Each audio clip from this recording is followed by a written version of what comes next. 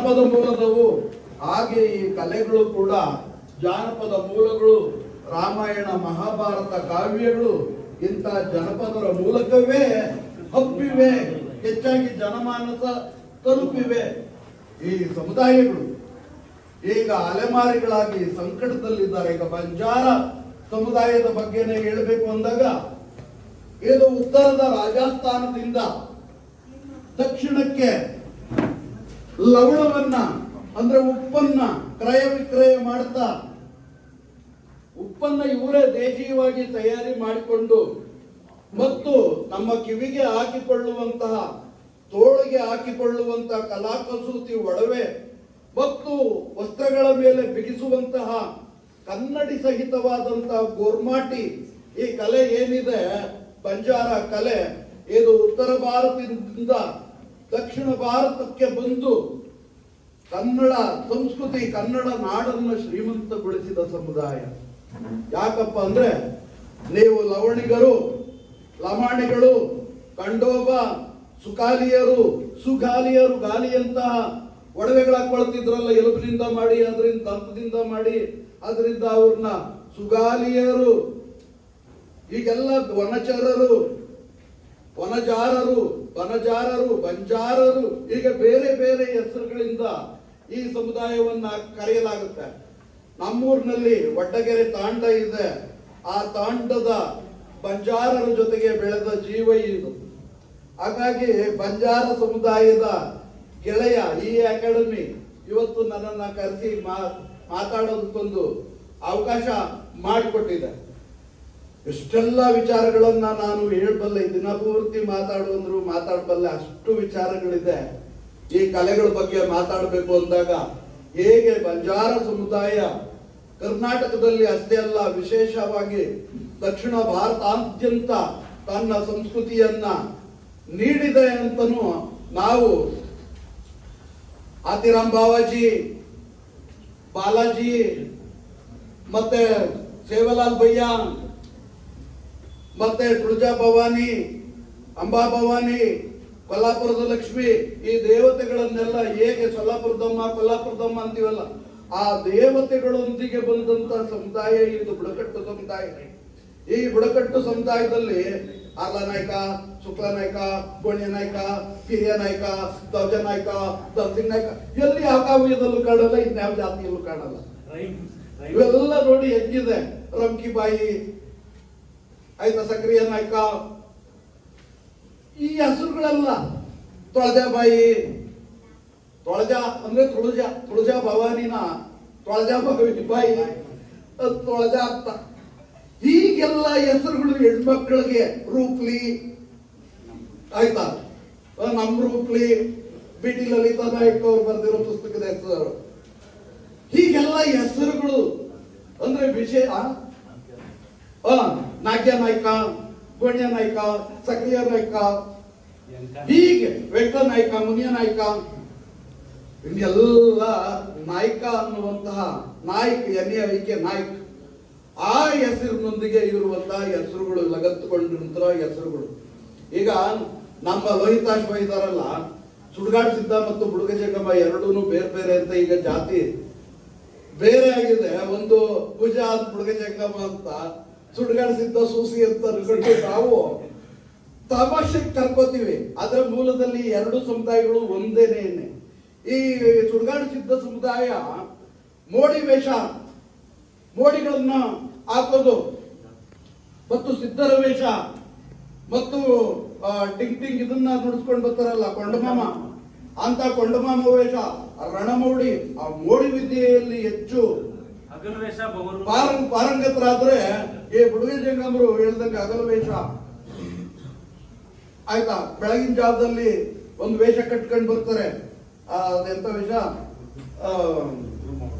ಅಲ್ಲ, ಬೇರೆ ಬೇರೆ ವೇಷಗಳು, ಭಾವಾಚ, ಬಹುರೂಪಿ, ಹೀಗೆಲ್ಲ ಬೇರೆ ವೇಷಧಾರಿಗಳು ಈ ಸಮುದಾಯದಲ್ಲಿ ಬರ್ತವೆ. ಅಂದ್ರೆ ಅಲೆಮಾರಿಗಳಲ್ಲೇ ನಿಜವಾದ ಸಂಸ್ಕೃತಿ ಇರೋದು, ಅಲೆಮಾರಿಗಳಲ್ಲೇ ನಿಜವಾದ ಕಲೆ ಇರೋದು. ಹಾಡು, ಅಸೆ ಚಿತ್ರ ಆಗಿರ್ಬೋದು, ಅಚ್ಚೆ ಕಲೆ ಆಗಿರ್ಬೋದು. ನಮ್ಮ ಗೋವಿಂದಸ್ವಾಮಿ ಅವರು ಹೇಳ್ತಾ ಇದ್ರು, ಹಲ್ಲುಗಳನ್ನ ಕಪ್ಪು ಮಾಡಿಕೊಳ್ಳುವಂಥದ್ದು ನಮ್ಮ ಅಜ್ಜಿ ಒಂದು ಬುಡಗದ್ರ ಮಜ್ಜಿ ಅಂತ ಇತ್ತು. ಆ ಅಜ್ಜಿ ಅಲ್ಲಿ ಬಿಟ್ಲು ಅಂದ್ರೆ ಅಲ್ಲೆಲ್ಲ ಕಪ್ಪು, ಹಲ್ಲುಗಳೆಲ್ಲ ಹೆಂಗ್ ಕಾಣ್ತಾ ಇದ್ವು ಅಂದ್ರೆ ಈ ಸೀತಾಫಲದ ಬೀಜ ಕಣ್ಣಂಗ್ ಕಾಣ್ತಾ ಇದ್ವು. ಸೀತಾಫಲದ ಬೀಜಗಳ ಕಣ್ಣಂಗ್ ಕಾಣಿಸ್ತಿದ್ವು ಅಲ್ಲೆಲ್ಲ. ಯಾಕಜ್ಜಿ ಅಂದ್ರೆ ಸಂತೆಯಿಂದ ಹಲ್ಲಿಟ್ಟು ಅಂತ ತರೋದು ಆ ಕಾಲದಲ್ಲಿ. ಹಲ್ಲಿಟ್ಟಲ್ಲಿ ಅಲ್ಲಿ ತಿಕ್ಕೋಬೇಕು ನೋಡಪ್ಪ. ಪುರ್ಸೊತ್ತಿರೋರು ಏನ್ ಗೊತ್ತಾ, ಈ ಕುರಂಬಳ ಇದ್ಲು ಅಂಗೈನೊಳಗೆ ನೀರ್ ಹಾಕೊಂಡು ಮಣ್ಣು ಗೋಡೆ ಮೇಲೆ ಪಟ್ ಅಂತ ಹಿಂಗೆ ಎರ್ಸಿ ಬೆಳ್ಳಕ್ ಮಣ್ಣು ತಿಕ್ಕಿ ಈಗ ಅಲ್ಲುಜ್ಕೊಳ್ಳೋರು. ಪುರ್ಸೊತ್ತಿರೋರು ಸದಾ ಅಲ್ಲುಜ್ಕೊಂಡು ಕೂತ್ಕೊತಾರೆ. ಒಂದು ಅಂಗೈನೊಳಗೆ ಒಂದಿಷ್ಟು ನೀರ್ ಹಾಕೊಳ್ಳೋದು, ಮಣ್ಣು ಗೋಡೆ ಪಟ್ ಅಂತ ಹಿಂಗೆ ಹಾಕೋದು ಗೋಡೆಗೆ. ಆ ಗೋಡೆ ಮೇಲೆ ಬೆಳ್ತಿಕ್ಕದು, ಗೋಡೆ ಮೇಲೆ ಬೆಳ್ತಿಕ್ಕಿ ಗೋಡೆ ಬೆಳ್ಗೆ ಎಷ್ಟು ತ್ಯಾಟೆ ಮಣ್ಣು ಅಂಟ್ಕೊಂಡಿರುತ್ತೆ. ಆ ತ್ಯಾಟೆ ಮಣ್ಣೊಳಗೆ ಹತ್ತ 2 ಸಲ ಹತ್ಬಿಟ್ಟು ಬಾಯಿ ಮುಕ್ಕಿಸ್ಬಿಡೋರು ಅಷ್ಟೇ. ಗರ್ಭಿಣಿ ಹೆಂಗಸರುಗಳು ಏನ್ ಮಾಡೋರು ಅಂದ್ರೆ ಸಂತಕ್ಕೆ ಹೋಗೋರ ಹತ್ರ ಪುನುಗು ಕಸ್ತೂರಿ ಗೋರಾಜಿನ ಘಮ ಘಮ ಅನ್ಬೇಕು. ಯಾವ್ದು ಬಾಣಂತಿ ಮನೆ ವಾಸನೆ ಬರ್ಬಾರ್ದು, ಸಿಂಗನಾಥ ಅನ್ಬೇಕು. ಏನು ವಾಸನೆ ಒಳ್ಳೆ ಕೋಸು ವಾಸನೆ ಬಾಣಂತಿ ಮನೆ. ಅಕ್ಕೆ ಬಾಣಂತಿ ಕತ್ತಲ್ಲಿ ಇಟ್ಟಿರೋರು ಏನ್ ಹಾಕಿ, ಒಂದು ಕಂಬಳಿ ಹಾಕಿಯೋ, ಒಂದು ಚಾಪೆ ಹಾಕಿಯೋ, ಬಾಗ್ಲಿಕ್ಕಿ ಅರ್ಧ ಬಾಗ್ಲು ಹಿಂಗಾಕ್ಬಿಟ್ಟು ಯಾವಾಗ್ಲೂ ತಲೆ ಮೇಲೆ ಹಿಂಗ್ ಸುತ್ಕೊಂಡೇ ಇರ್ಬೇಕು. ಆ ಮಗುಗೂ ಸೆಕೆ, ಬಾಣ್ತಿಗೂ ಸೆಕೆ, ಮಗು ಮುಖದ ಮೇಲೂ ಗುಳ್ಳೆಗೆ ಎತ್ಬಿಡವು. ಈ ಬಗೆಗೆ ಸೆಕೆಗೆ ಆ ಬಾಣ್ತಿ ಮುಖದ ಮೇಲೂ ಕೂಡ ಸಣ್ಣದಾಗಿ ಗುಳ್ಳೆಗೆ ಎತ್ಬಿಡವು. ಆಯ್ತು, ಅಂತ ಬಾಣ್ತಿ ಮನೆ ವಾಸನೆ ಆಗ್ಬಾರ್ದು. ಮಕ್ಕಳ ಬಟ್ಟೆಗಳು ಅವೆಲ್ಲ ವಾಸನೆ ಜಾಸ್ತಿ. ಅವಾಗ ಬಟ್ಟೆಗಳು ಬಳಕೆಯೇ ಕಡಿಮೆ ಇತ್ತಲ್ಲ, ಬಟ್ಟೆ ಬಳಕೆಯೇ ಕಡಿಮೆ ಇತ್ತು ಆ ಕಾಲಕ್ಕೆ. ಬಟ್ಟೆ ಏನಾದ್ರು ನಾವು ಚೆನ್ನಾಗಿ ಧರಿಸ್ತೀವಿ, ಹೆಗಲ ಮೇಲೆ ಒಂದು ಟವಲ್ ಹಾಕಿದೀವಿ, ಅವನು ದೊಡ್ಡ ಶ್ರೀಮಂತ. ಕಾಲಿ ಕೆಪ್ಲಿ ಹಾಕವನೇ, ಹೆಗಲ ಮೇಲೆ ಒಂದು ಟವಲ್ ಹಾಕವನೇ ಅಂದ್ರೆ ನೆಂಟರ ಮನೆಗೆ ಹೊರಟವನೇ ಅಂತ ಅರ್ಥ. ಅತ್ತೆ ಮನೆಗೋ ಮಾವನ ಮನೆಗೋ ಹೊರಟವನೇ ಅಂತ. ಅಂತ ಕಾಲದಲ್ಲಿ ಈ ಹೆಣ್ಮಕ್ಳು ಏನ್ ಮಾಡೋರು, ಅಂತ ವಸ್ತುಗಳನ್ನ ತರಿಸೋರು. ಜೊತೆಗೆ ಅಕ್ಕಯ್ಯ ಸಂಕೋಗ್ತಾ ಇದೀಯಾ, ಹಂಗೆ ಒಂದ್ ಸ್ವಲ್ಪ ಕೆಮ್ಮಣ್ಣು ತಗೋಬಾರ, ಹುಟ್ಟ ಮಗ ಬಣ್ಣವಾಗ ಹುಟ್ಲಿ. ಸಂಕೋಗ್ತಾ ಇದೀಯ ಕೆಮ್ಮಣ್ಣು ತಗೋಬಾರ ಬಸ್ರಿಗೆ ಗರ್ಭಿಣಿಯರಿಗೆ. ಈಗ ಪುರುಸೊತ್ತಿರೋರು ಅಲ್ಲುಜ್ಕಂತಾರೆ. ಬುಡ್ಗಂದ್ರ ಮಜ್ಜಿ ಹೇಳ್ತಾ ಇದ್ದಿದ್ ನನಗೆ. ನಮಗೆ ಏನ್ ಹೇಳಿ, ಬಿಡುವೆ ಇರೋದಿಲ್ಲ, ಬದುಕಿನ ಮೇಲೆ ಇರ್ತೀವಿ. ಯಾವಾಗ್ಲೂ ಎಲೆ ಅಡಿಕೆ ಹಾಕಂತ ಇರ್ತೀವಿ. ಎಲೆ ಅಡಿಕೆ ಹಾಕೊಂಡೆಲ್ಲ ಹಲ್ಲುಗಳೆಲ್ಲ ಕರ್ರಂಗ್ ಕಪ್ಪಿದ್ದೋಗಿರ್ತವೆ. ಅದಕ್ಕೆ ಎಲ್ಲಿಟ್ಟು ತಿಕ್ಕಬಿಟ್ರೆ ಅದು ಬಾಯಿ ಕೊಳೆಯೋ ಅಥವಾ ಹಲ್ಲುಜ್ಜು ಅಂತ ತಾಪತ್ರಯವೇ ಇರಲ್ಲ. ಅದಕ್ಕೆ ಅಲ್ಲಿಟ್ಟು ಉಜ್ಕೊಂಡು ನಾವು ಹಲ್ಲನ್ನ ಕಪ್ಪು ಮಾಡ್ಕೊತೀವಿ ಅನ್ನೋರು. ಇವತ್ತು ಸೌಂದರ್ಯ ಯಾವ್ಯಾವ ತರ ಬಂದಿದೆ ನೋಡ್ರಿ. ಯಾವ್ಯಾವ ತರ ಹಲ್ಲನ್ನ ಬ್ಲೀಚ್ ಮಾಡಿಸ್ತಾರೆ, ಮುಖನ ಬ್ಲೀಚ್ ಮಾಡಿಸ್ತಾರೆ, ಆಮೇಲೆ ಏರ್ ಸ್ಟ್ರೈಟನಿಂಗ್ ಮಾಡಿಸ್ತಾರೆ.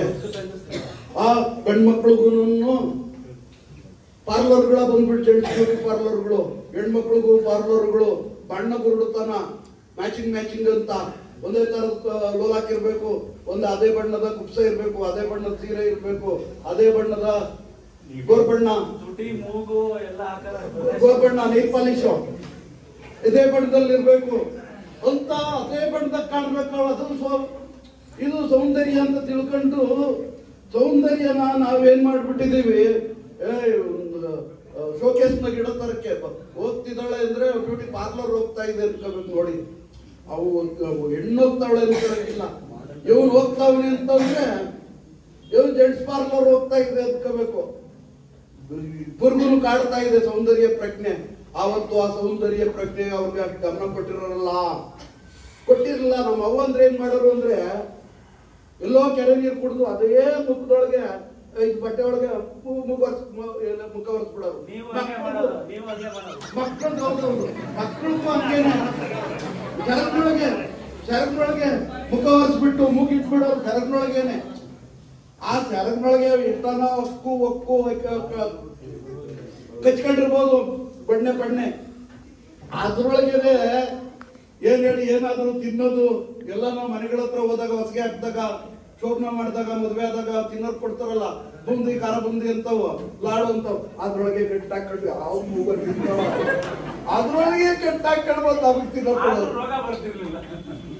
ಯಾವ ರೋಗನು ಕಡಿಮೆ, ಯಾವ ರೋಗನು ಕಡಿಮೆ. ನಾವು ನಿಜ ಈ ತರ ಎಲ್ಲ ನಮ್ಮ ಆರೈಕೆ ಮಾಡಿ ಬೆಳೆಸಿದ್ರು ಅಂದ್ರೆ ನಮ್ಗೆ ಬಡತನ ಇರ್ಬಹುದು, ಕೊಳತನೂ ಇರ್ಬೋದು. ಅಚ್ಚುಕಟ್ಟು ಅಂದ್ರೆ ಏನ್ ಗೊತ್ತಾ ನಮ್ಗೆ? ಅಚ್ಚುಕಟ್ಟು ಅಂದ್ರೆ ಒಲೆ ಅಚ್ಚುಕಟ್ಟಾಗಿರ್ಬೇಕು, ಅಡಿಗೆ ಮಾಡೋದು ಅಚ್ಚುಕಟ್ಟಾಗಿರ್ಬೇಕು. ಆಮೇಲೆ ನೀರು ಒಂದೇ ಹೊತ್ತಿಗೆ ನೀರ್ ಬೇಕಾಗಿದ್ದು, ನೀರ್ ತಂಗಳಾದು ಅಂತ ಹೊಸ ನೀರ್ ತರಬೇಕು, ಚಿಲ್ಮೆ ತೋಡಿಯೋ ಅಥವಾ ಬಾಯಿಯಿಂದಲೋ ಹೊಸ ನೀರು ಸೇರ್ಕ ಬರ್ಬೇಕು. ಇಲ್ಲ ತಂಗಳಾದು ನೀರು ಅಂತ ಸಾರ್ನು ಬೇರೆ ಬದಲಾಯಿಸ್ಬೇಕು. ಬೆಳಿಗ್ಗೆ ಸಾರ್ನು ಸಂಜೆ ಉಣ್ಣಕ್ಕಿಲ್ಲ ಅಣ್ಣ, ಸಾರ್ನು ಬದಲಾಯಿಸ್ಬೇಕು, ಕುಡಿಯೋ ನೀರ್ನು ಬದಲಾಯಿಸ್ಬೇಕು. ಅದೇ ಅಚ್ಚುಕಟ್ಟ ಕಾಲಕ್ಕೆ. ಮತ್ತು ಒಲೆ ತೊಡೆ ಚೆನ್ನಾಗಿರ್ಬೇಕು ಅನ್ನೋರು ಆ ಒಲೆನೆಲ್ಲ ಹಸಿ ಸಗಣಿ ಒಳಗೆ ಕದರಿ, ಸಗಣಿನೆಲ್ಲ ಕದರ್ ಬಿಟ್ಟು ಆ ಕದರ್ನೊಳಗೆಲ್ಲ ಏನು ನೋಡ್ ಕಾಣಬೇಕು ಒಲೆ. ಆ ಒಲೆ ಮೇಲೆಲ್ಲ ರಂಗೋಲಿ ಬಿಡಿಸ್ಬಿಡೋರು, ಆ ಒಲೆ ಮೇಲೆಲ್ಲ ಅರಿಶಿನ ಕುಂಕುಮ ವಿಭೂತಿ ಬಳಸ್ಬಿಡೋರು, ಮಡಿಕೆಗಳಿಗೆ ವಿಭೂತಿ ಪಟ್ಟಿ. ನೋಡಿ ಈ ಹಸೆ ಚಿತ್ರದ ಬಗ್ಗೆ ಇನ್ನೊಂದು ಮಾತಾಡಿ ನಾನು ಮಾತು ಮುಗಿಸ್ಬಿಡ್ತೀನಿ. ಏನಪ್ಪಾ ಅಂದ್ರೆ ಓಡನೆ ಗ್ರೀಷಿಯಂ ಅಂತ ಜಾನ್ ಕೀಟ್ಸ್ ಒಂದು ಇಂಗ್ಲಿಷ್ ಪದ್ಯ ಇದೆ. ಓಡನೆ ಗ್ರೀಷಿಯನ್ ಅವ್ರು ಆ ಪದ್ಯದಲ್ಲಿ ಒಂದು ಗ್ರೀಕ್ ದೇಶದಲ್ಲಿ ಒಂದು ಕುಂಭ ಮಡಿಕೆ, ಆ ಮಡಿಕೆ ಮೇಲೆ ಕಲೆಗಳು, ಏನೇನೋ ಕಲೆಗಳು ಇರ್ತವೆ. ಆನೆ ಸಾಲು, ಒಂಟೆ ಸಾಲು, ಕುದುರೆ ಸಾಲು, ಗಿಡ ಮರಗಳ ಸಾಲು, ಪಕ್ಷಿ ಸಾಲು, ಏನೇನೋ ಇರ್ತವೆ. ಅದ್ರ ಬಗ್ಗೆ ಹೇಳ್ತಾನೆ John Keats. Heard melodies are sweet but those unheard are sweet. Heard melodies are sweet, ನೀವು ಕೇಳಿದಂತ ಹಾಡುಗಳು ಮಧುರ. But those unheard are sweeter, ಕೇಳದಿಲ್ಲ ಇರುವ ಹಾಡುಗಳು ಇನ್ನೂ ಅತಿ ಮಧುರ. ಕೇಳಿದ ಹಾಡುಗಳು ನೀವು ಕೇಳಿಸ್ಕೊಂಡಿದ್ದೀರಲ್ಲ, ಈ ಹಾಡುಗಳೆಲ್ಲ ಮಧುರ. ಕೇಳಿಸಿಕೊಳ್ಳದೇ ಇರುವ ಹಾಡುಗಳು ಅತಿ ಮಧುರ ಅಂತ ಹೇಳ್ತಾ ಕೊನೆಗೆ ಪದ್ಯ ಮುಕ್ತಾಯ ಮಾಡ್ತಾನೆ. Beauty is truth, truth beauty, beauty is truth. ಸತ್ಯವೇ ನಿಜ, ಸತ್ಯವೇ ಸೌಂದರ್ಯ, ಸೌಂದರ್ಯವೇ ನಿಜ. Beauty is truth, truth beauty. That's all you know, you know, that's all you know on this earth. ಅವನು ಹೇಳ್ತಾನೆ ತಿಳ್ಕೊಳ್ಳಿ, ಯು ನೋ, ದಟ್ಸ್ ಆಲ್. ಏನು beauty is truth, truth beauty, that's all. ಅಷ್ಟೇನೆ you know on earth, that's all you know on earth ಅಂತಾನೆ. ಅಂದ್ರೆ ಅವನು ಹೇಳೋದು ಯಾವುದು ಸತ್ಯವೋ ಅದು ಸೌಂದರ್ಯವು, ಯಾವುದು ಸತ್ಯಂ ಶಿವಂ ಸುಂದರಂ ಅಂತ ಇದೆಯಲ್ಲ, ಹಾಗೆ ಯಾವುದು ಸುಂದರವೋ ಅದು ಯಾವಾಗಲೂ ಕೂಡ ಸಂತೋಷವನ್ನೇ ಕೊಡುತ್ತದೆ. A thing of beauty is A Joy for ever, A thing of beauty is A Joy for ever. Taj Mahal ನೋಡ್ತೀರಾ, ಥಿಂಗ್ ಆಫ್ ಬ್ಯೂಟಿ. ಅದೊಂದ್ಸಲ ನೋಡಿ ಸಂತೋಷ ಕೊಡ್ತು, ಎರಡನೇ ಸಲ ನೋಡಿದಾಗ ನಿಮ್ಗೆ ಸಂತೋಷ ಕೊಡಲ್ವಾ? ಸಂತೋಷ ಕೊಟ್ಟೇ ಕೊಡ್ತೀರ, ಹೌದಲ್ವಾ? ಅದಕ್ಕೆ thing of beauty is A Joy for ever. So this is A thing of beauty and this is A Joy for ever. ಹೌದಲ್ವಾ? ಯು ಥಿಂಕ್ ಆಫ್ ಬ್ಯೂಟಿ, ಅಂತ ಬ್ಯೂಟಿಫುಲ್ ಥಿಂಗ್ಸ್ ಅನ್ನ ಕೊಟ್ಟಂತಹ ಅಲೆಮಾರಿಗಳು ಅಂಥದ್ದೇ ಒಂದು ಒಳ್ಳೆ ಕೊಡುಗೆ ಕೊಡುತ್ತೆ. ಈಗ ನಮ್ಮ ಬಂಜಾರ ಸಾಹಿತ್ಯ ಅಕಾಡೆಮಿ ಅಂತ ಕೊಡುಗೆಗಳನ್ನೇ, ಒಳ್ಳೆ ಕೊಡುಗೆಗಳನ್ನೇ ಕೊಟ್ಕೊಂಡು ಬಂದಿದ್ದಾರೆ ನಮ್ಮ ಗೋವಿಂದ ಸ್ವಾಮಿ ಅವರು. ಇಲ್ಲಿವರೆಗೂ ನನ್ನ ಮಾತನ್ನ ಆಲಿಸಿದಂತ ಎಲ್ಲರಿಗೂ ಜೈ ಭೀಮ್ ವಂದನೆ.